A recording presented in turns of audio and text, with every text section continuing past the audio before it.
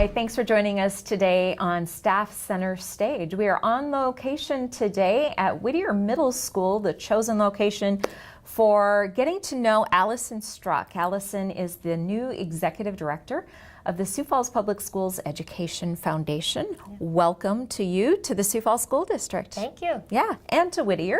We're getting in a classroom before all the kids come back, so we love being in the ambiance of this educational system and learning. And the Education Foundation is a new role for you, the executive director position. Yes. Tell us a little bit about the Education Foundation. Right. So the Education Foundation has been around for a few years, and really what they do is they work to empower teachers by encouraging, supporting, and funding innovative and creative teaching strategies. So the projects that we're supporting aren't funded by tax dollars. It's those teachers who are going above and beyond to bring really hands-on learning into the classroom. And so every year, teachers can apply for up to $10,000 in funding for these innovation and education grants. And then the second program we have is our first-year teacher grants. Right. And we'll be doing that next week. Any new teacher in the Sioux Falls School District who has no prior teaching experience will receive a $200 stipend to purchase classroom supplies so they're ready when their kids come to school. And some of those classroom supplies are the colorful things you see probably behind us here. When you enter a classroom, you want it to be welcoming and engaging, and many times teachers coming right out of college or as their first experience haven't amassed all of those tools and manipulatives and other cool posters and things like that that really help and engage kids. Right, and you know, we really got this idea after you know, going through research and finding out that a lot of first-year teachers were spending more than $1,000 out of their own pocket to purchase bulletin board supplies, magnetic boards, name tags, posters, the alphabet, file folders, things that aren't included in their everyday budget. And so that's really where we got the idea. And then last year we received a significant grant from the Mary Chilton Foundation with DAR.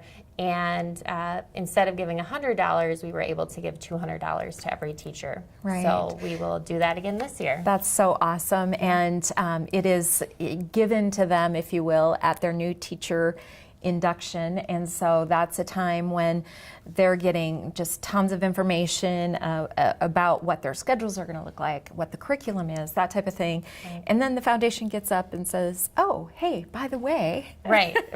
We really get to be a cheerleader, you know, that first week of orientation. And I'm sure it can be somewhat overwhelming when you're right out of college, starting a new profession, and you know, trying to prepare your classroom and learn your kids and their families. So this is just one way that, you know, we can thank teachers up front for what they're doing. Absolutely. And those tools, having books in the classroom that are engaging for students and that type of thing. It's not that, you know, education in our curriculum, we purchase the books, the online tools and resources necessary to teach the curriculum, but those little extras are just something that seem to create a level of ease and comfort for students when they come in the classroom.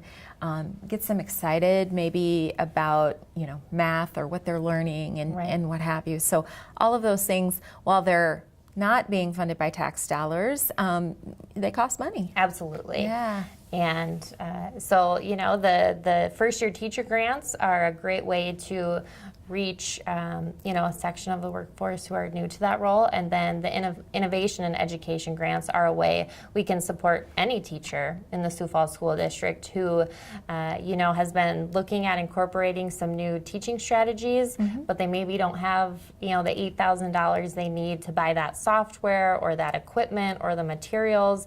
And so through the grant, you know, they're able to purchase something and a couple examples of those would be the mannequins, the simulation mannequins that they're using at CTE to help give students hands-on healthcare experience. Right.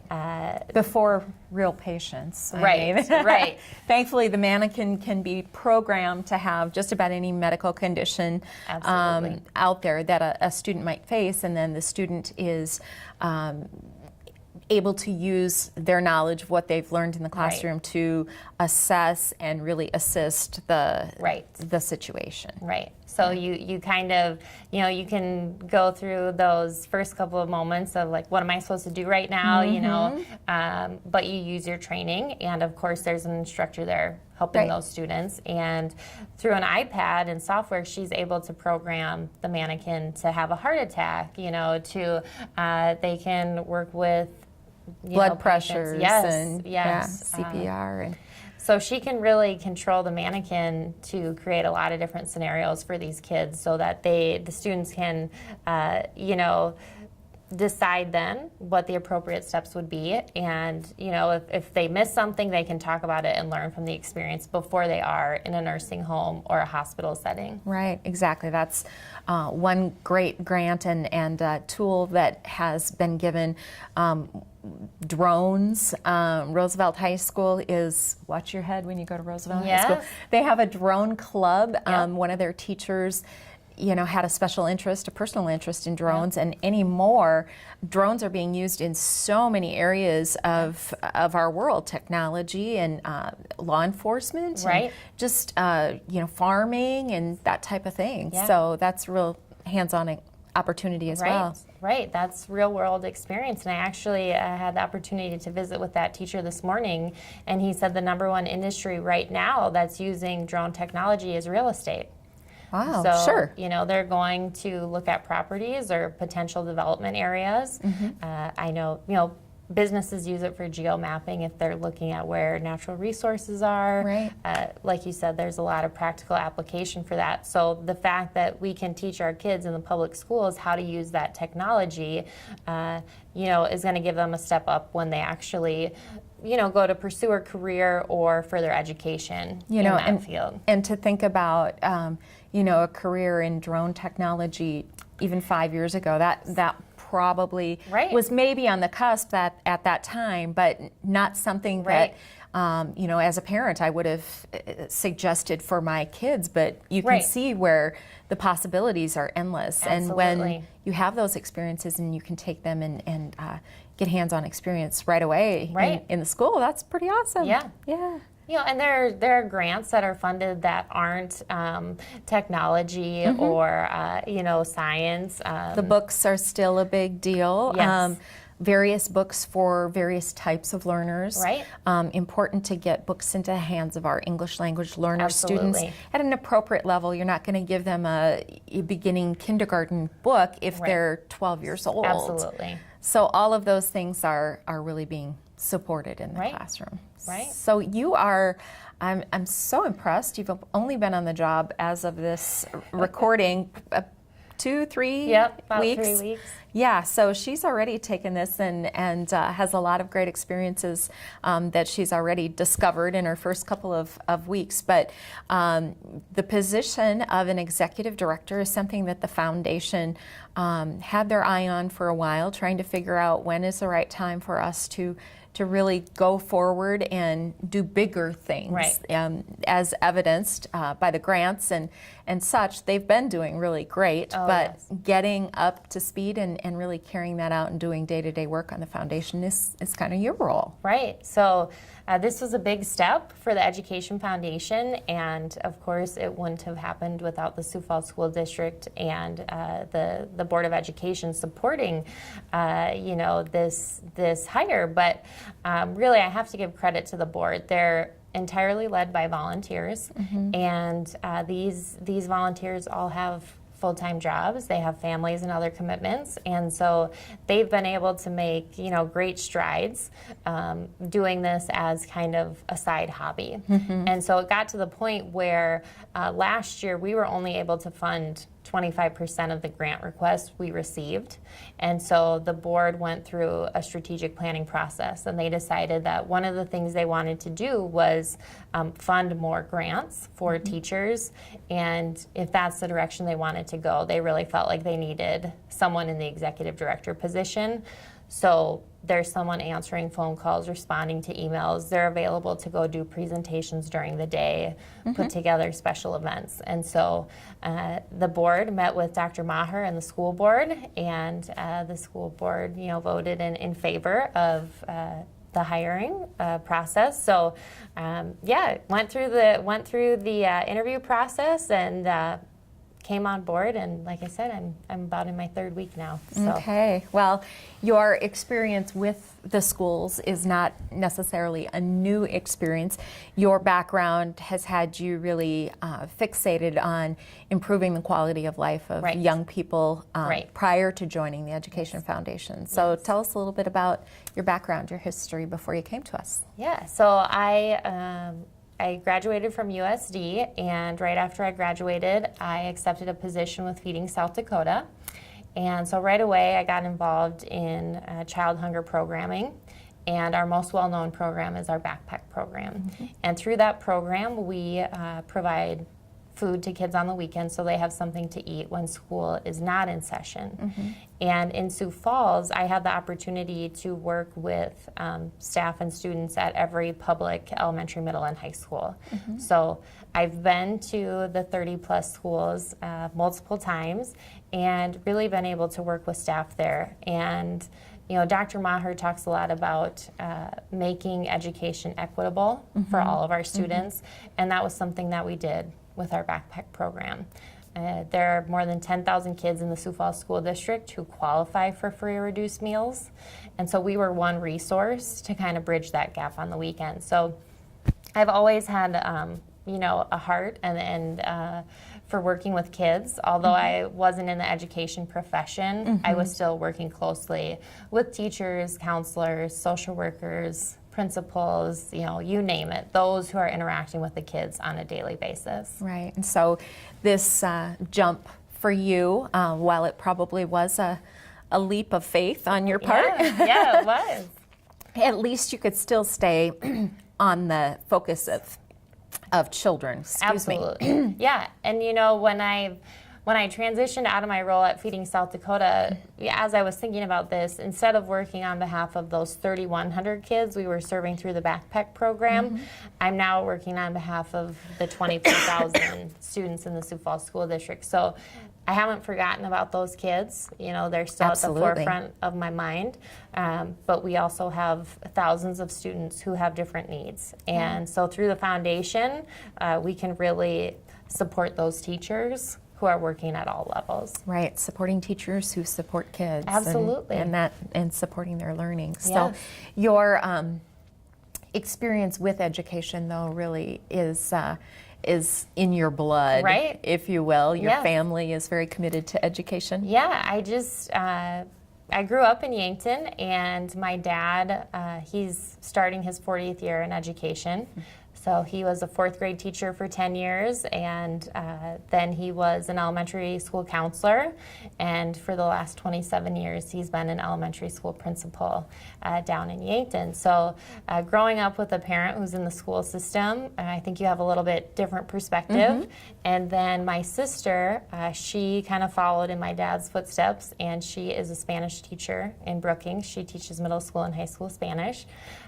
So I kind of have two people who are close to me who are involved in the education system, and then cousins and aunts who are also working in the school setting. So basically the eastern half of South Dakota is her relation, right, and most of them are in absolutely education. Yes. My dad is one of 15 kids, and so if you know any Strucks, I'm probably related to them. So. Yes, and you have several relatives who are employees of the school district as well. Yes. Actually, I saw my cousin Eric when I walked in. So he was in the front office. Of course. So, so that's just a small world, but I think, I'm not... I'm not a regular in that.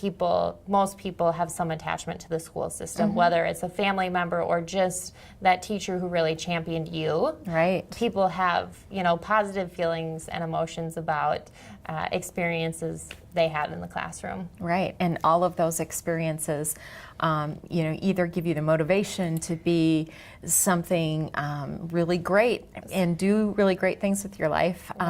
So it's those teachers that, maybe there is technology or a tool that is available now through a grant or something that a teacher purchased, and that teacher sees that you've taken a special interest in it, and just kind of those feelings of I can do this.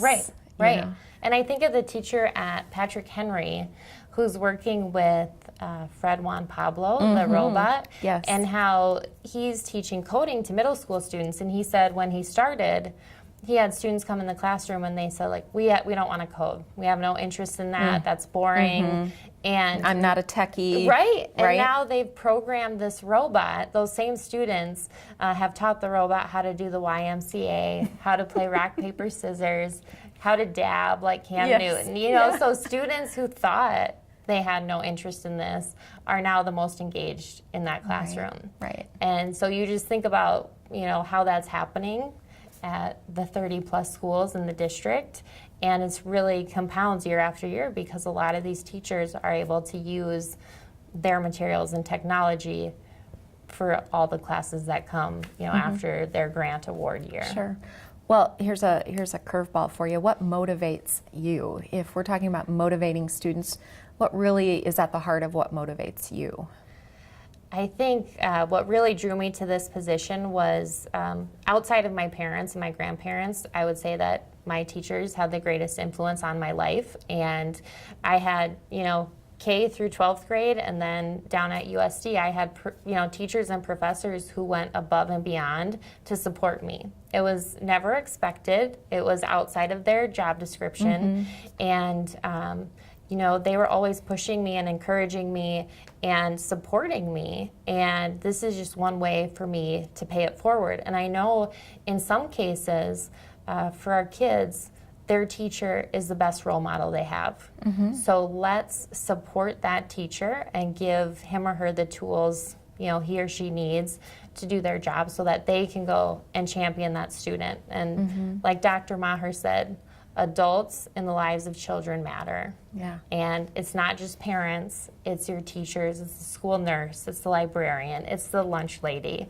All of those adults are critical for these 24,000 students, especially for the ones who maybe don't have the support network at home. Right. So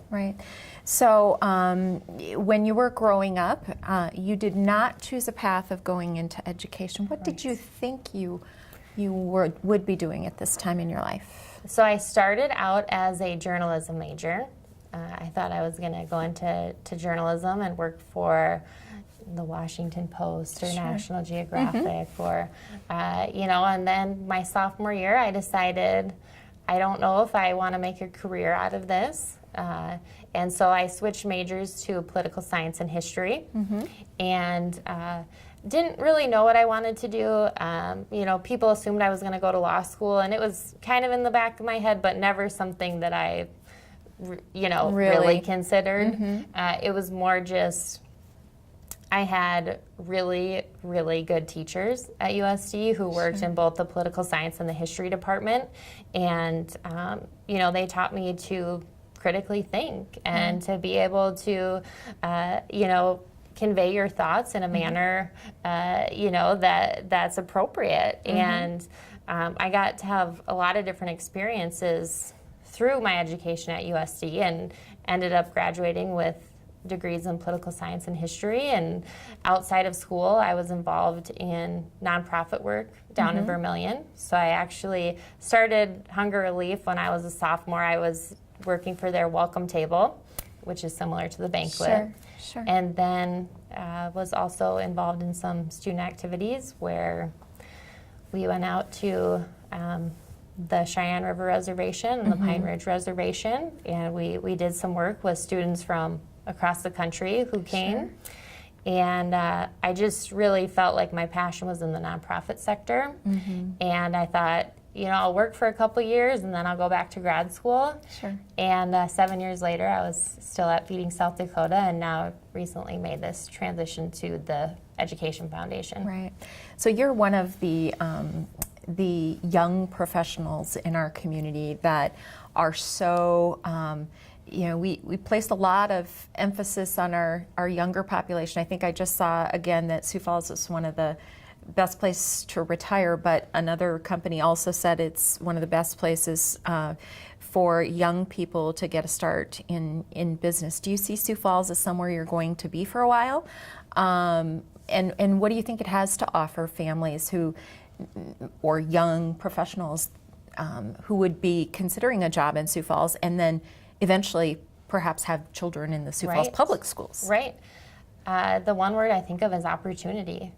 It's just, Sioux Falls is vibrant and dynamic and inclusive, and in my work at Feeding South Dakota, something that I learned early on was Sioux Falls is such a generous community. Not only are people donating money, but they're donating their time to support various organizations across the Sioux Empire. And, whether it's the food bank or it's serving on the PTA at your child's school or walking dogs at the Humane Society, there are so many opportunities for people to just get engaged in the community. And in terms of young professionals, there are different networking groups where you can meet with people who are in similar roles, maybe experiencing some of the same issues you are, or just to network. I'm new to town. I work with people who are, 20 years older than me, and we're at different stages in our life. Right. I'd like to meet some people who, are my age. Right. And there's professional development trainings and opportunities here. And then just in terms of, a way of life, the park system and the bike trails, the live music with, Love It at the Falls is coming. Right. But just if you're in the downtown area, especially in the summer, there's lots of live music, and it's free, And so I think you can, Sioux Falls has done a good job of serving all types of people who are living here, those who are young and new to town, those who are more established and have kids, and then those who are retiring too. Right. And one thing you mentioned early on here is inclusivity, where, we have a number of backgrounds and diversities among our population, and everything seems to just balance, and a lot of communities aren't like that. Right. There's difficulty with certain neighborhoods and things like that, and any issues that might be bubbling up seem to be addressed on a relatively quick manner, and in a way where people are coming together to problem solve.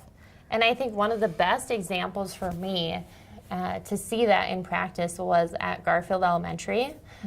I went and had lunch with my little pal over there, and when I got in the lunchroom, it was truly a melting pot. And I think most people, if you haven't been in a public school in Sioux Falls in 5 years, 10 years, 20 years, you wouldn't recognize, some of what these, you thought school looks like. Right. Yeah. And here's kids from 30 different countries, sitting down and enjoying school lunch together, and the languages I heard spoken, and we started talking about birthday parties and how everyone does something different, and it was just, for me, it was very eye-opening, even having been in the schools, to sit with kindergartners and first graders, to talk about how everyone celebrates their birthday. Sure. And everyone does it differently, but they all still have a party. Right. And it's a big deal. And it's a great, that's a great opportunity to learn about different cultures through something as common as a birthday. Right. So I think, getting into the schools, I love to get out and do that just to keep a pulse on what it's like. Right now, there's a lot of talk about, the schools, and we're at capacity, and when you go to Roosevelt during the homeroom period, or in between classes, you can just, walk through the hallway and you when can feel there's it. 2,300 students trying to get to class. Right. So yeah, lots of opportunity, as we say, for that diversity, for impacting in a positive way. So you mentioned your pal at Garfield. Yes. Are you a mentor there? So it actually came about, my best friend and her husband are foster parents. Oh, sure. And so they had 2 little kiddos. And so I got to know their kids, and I was out doing a monitoring visit and stopped and had lunch with him. And I was in Big Brothers Big Sisters for about 3.5 years, and then my little sister moved to Colorado. Oh, that's such a heartbreak, isn't it? I know, and she was at Laura Wilder, so I got to go there and visit her every once in a while. And so many opportunities to connect with kids, whether it's the LSS School-Based Mentor Program, Big Brothers Big Sisters, You Succeed program, just a variety of things, and that plays nicely into what you're saying about, there's so many opportunities to support and be a positive adult in a child's life. And I think sometimes people are nervous, like, I don't know what to do, I don't know what to say. I didn't have similar experiences as they did. I'm not sure I'm going to be able to relate. And a lot of what kids just want you to be there. They just want you to listen. They want you to play Uno. Yes. They want you to eat lunch and talk about birthday parties. You don't have to solve all of their problems. They just want someone to be there for them. And I think especially that one-on-one attention, if you are a mentor, you're coming in to have that one-on-one time, your student looks forward to that. Absolutely. And so it's just, it's a small way to get involved, and it makes a world of difference to these kids. And that impact, just that positive adult role model, makes over the lunchtime or what have you, makes when they go back to the classroom and get in front of the teacher again, makes them more focused on their learning. And sometimes mentors, go through homework things, but a lot of times I'm a mentor myself, and a lot of times we're doing crafts or playing games or what have you, and that's just a special feeling, so that when the child gets back to the classroom, they're ready to learn. Absolutely. Just that one-on-one engagement. Someone's here for me. They want to spend time with me. And now, hopefully, I'm going to go back into the classroom and be an active participant. Right. And so much of what the foundation does then is provide those activities when they get back, those engaging things where we're not just, watching a video and answering questions on a sheet of paper, but we're getting up, we're moving around, we're using different tools and experiencing things that otherwise we would just be reading about or seeing someone else experience. Well, and even, the teacher who installed the bike pedals underneath her desk, you just think about another way. She recognized that students who are physically active, are more focused. They're maybe better learners when they're active. And so it was a small thing that she did by installing these pedals, but now she has kids who are, they're exercising while they're just sitting in class, listening to the teacher.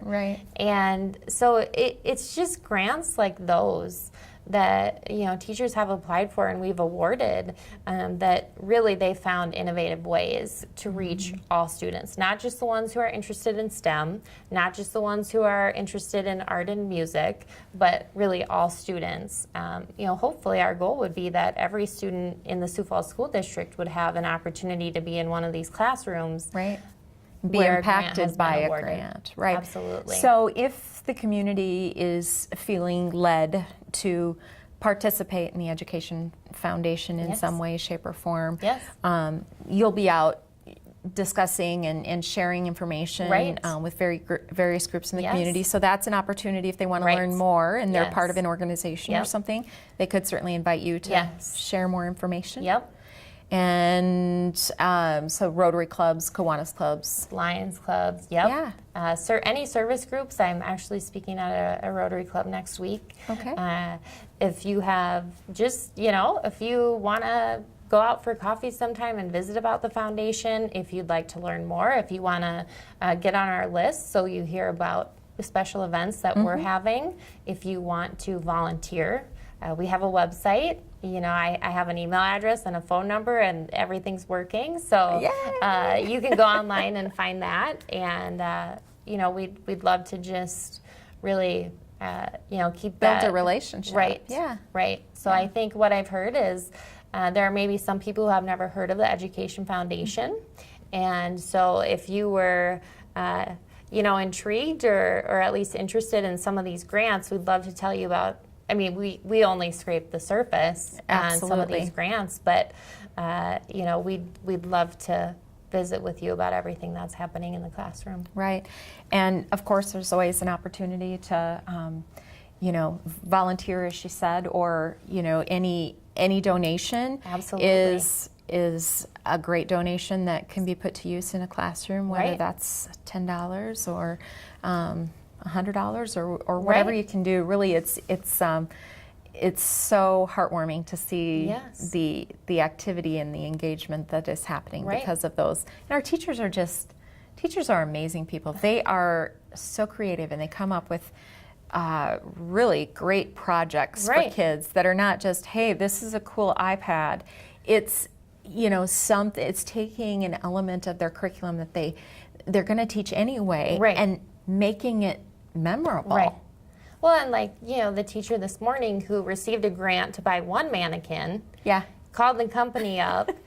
They had They're them wheelers donate, and dealers. Right. I mean, got another mannequin donated, and in addition to that, got 2 child simulation mannequins. So we really got 4 for 1 on that grant. But that's come up again and again. Teachers, you know, you award grants, and they'll take it and run with it. Yeah. I mean, you read it on paper, but then when you actually see what they were able to do with those materials and that technology, and it just far exceeds what we ever thought was possible when you're reading it on paper. Yeah. Well, your investment in education, whether that's sitting down and reading with a child or meeting as a mentor to support a child, slipping a $20 bill into the hand of a teacher to help out here or there is an investment that is so worthwhile. And really the teachers of the Sioux Falls School District are pretty awesome people that are doing great things. So let's just lift them up. Absolutely. Well, Allison, it's been great to get to know you a little bit more, and we hope our community has an opportunity to see Allison out in the community as well, whether that be at service groups or other meetings that are taking place. We encourage you to just engage her in conversation about what's being done with the Education Foundation. Ask your questions and just get a better understanding of what the Education Foundation is doing for the Sioux Falls Public Schools. So thanks for joining us today on Staff Center Stage.